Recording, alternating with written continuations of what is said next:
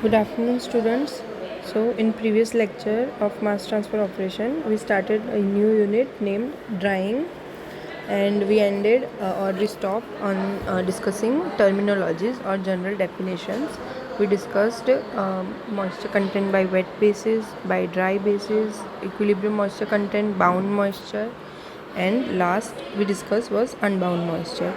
Now we'll continue further with terminologies. The first one here is free moisture. Now free moisture, it is a moisture in a substance which is in excess of equilibrium moisture.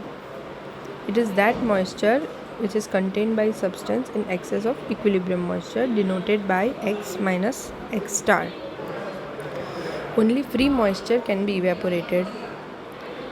It can be evaporated by drying or removal of moisture. It is this free moisture, it is the combination of bound and unbound moisture. Next, we'll now further see critical moisture content. The critical moisture content, it is the moisture content of a material at which the constant rate period ends and the falling rate period starts. What this means, it is the moisture content at the point at which the constant rate period will end and falling rate period will start. We'll discuss what constant rate period and falling rate period means. It is a function of constant drying rate, material properties, and particle size. So the critical moisture content depends on what three things is: constant drying rate, material properties, and size of the particle. Now we'll see what is in this previous definition, what we saw, constant rate period and falling rate period, what it means.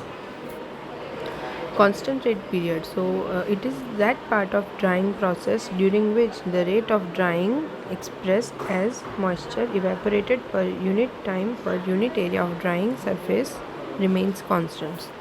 What this means is rate of drying, here it is instantaneous rate of drying. It is expressed as moisture evaporated per unit time per unit area. So moisture evaporated upon time and area it took for evaporation. So the part of drying process during which this rate of drying that we discussed, this ratio, if this ratio is constant, the time period for which this ratio is constant, that time period of drying is known as constant rate period. Further, we have falling rate period. It is that part of drying process during which rate of drying varies with time and instantaneous drying rate. In constant rate period, the rate moisture evaporated per unit time per unit area was remaining constant. Here the rate of drying is changing with time and with instantaneous drying rate. Instantaneous drying rate, as we discussed earlier, is the ratio of moisture evaporated upon unit time unit area, and here when we say changing, we mean that it is decreasing. So moisture rate of drying varies with time and instantaneous drying rate, which is continuously decreasing. Next, we have humidity, but to understand humidity we need two more terms. Here is dry bulb temperature and wet bulb temperature. So dry bulb, first one is dry bulb temperature. This means it is defined as the temperature of the vapor gas mixture recorded by a thermometer whose bulb is kept dry is called as dry bulb temperature. So when we expose our thermometer, bulb of thermometer, to a vapor gas mixture, normal dry thermometer, and we expose it to vapor or gas mix, vapor and gas mixture, the temperature which it will record, it is known as dry bulb temperature. Similarly, there is wet bulb temperature. It is the temperature recorded by a thermometer when we keep the bulb of the thermometer wet. How we keep it wet is by wrapping a wet cloth on the bulb of the thermometer and keeping it in open air and then recording the temperature. That recorded temperature will be wet bulb temperature. Further, we have relative humidity. It is the measure of degree of saturation of air at dry bulb temperature.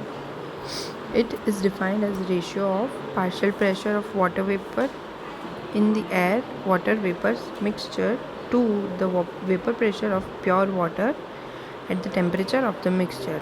Mathematically saying, partial pressure of water vapor denoted by PA.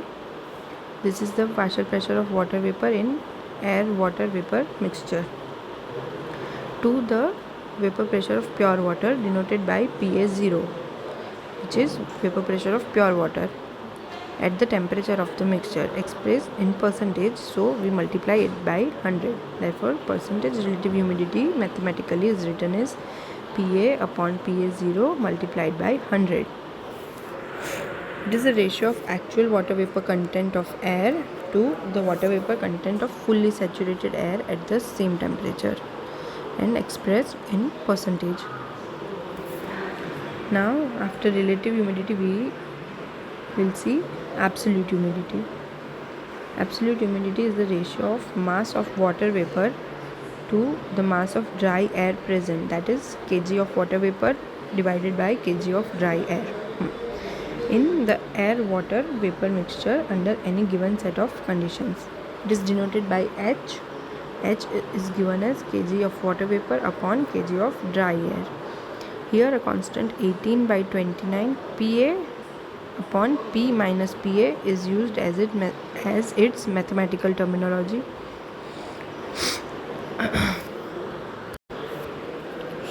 Further, we have saturation humidity. It is the humidity of air when saturated with water vapor, and it is denoted by symbol Hs. So it is the humidity of air when it is completely saturated with water vapor, and it is given as Hs equals to 18 by 29 PA0 upon P minus PA0. Further, to obtain percentage humidity, we divide the above two equations or take ratios of above two equations. Absolute humidity upon saturation humidity, we get percentage humidity. So the equation obtained here is the ratio of above two equations. Next, we have dew point. When the air water vapor mixture is cooled at some temperature, it becomes saturated, and further cooling results in condensation of water vapor. So the air water vapor mixture, when air is in water vapor and that mixture is yet to be cooled, but once it starts to cool, and the first water vapor which is converted into liquid form, so the first drop that the gas will be converted and it will achieve liquid form, that first the temperature at which this will occur for the first time, that point, that temperature is known as dew point. Okay, so for saturated air, the dew point, wet bulb and dry bulb temperature are all same because it is completely saturated.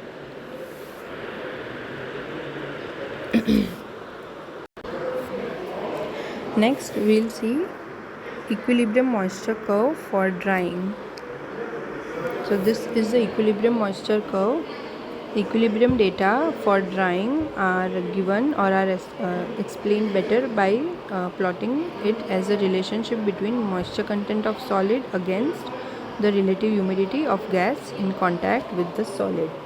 As we can see in this graph plot, it is plotted between moisture content and relative humidity.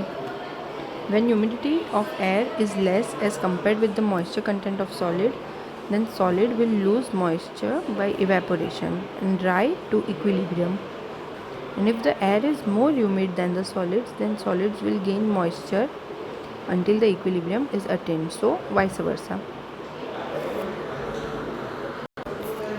Here in this curve, solid example, a certain wet solid is taken and example curve is plotted in this figure, where we can see when the relative humidity of gas, when the solids are having very high initial moisture content, are exposed to continuous supply of gas with relative humidity H1. So the moisture content right now is starting with X, as we can see here,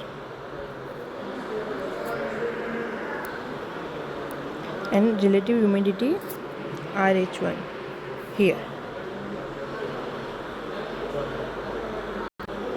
So when drying will start, the solids will lose moisture by evaporation up till the point A, till this point here.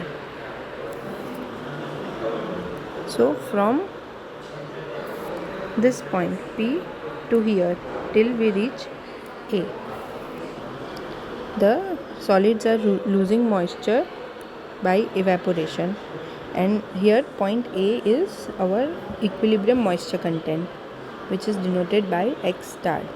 Now after this point, like beyond this point, drying cannot take place under normal conditions, and it can only be dried ideally, practically. After this point, no drying can take place. And even if then still we want to decrease or dry even after point A, it can be reduced below X star, that is below our equilibrium moisture content. It can be done by exposing the solids to the air of even lower humidity to obtain bone dry solids. For that we have to expose it to a perfect dry air, which corresponds to the origin of the curve, that is the point here 0, 0, 0. Also we can see other terms, other moistures that we discussed further. P denotes unbound moisture, S is free moisture, R is equilibrium moisture as we said, and Q is bound moisture. So this graph is known as equilibrium moisture curve. Further in this unit we will be seeing rate of drying curves, batch drying, rate of batch drying, and similarly other drying equipments as we go further in this unit.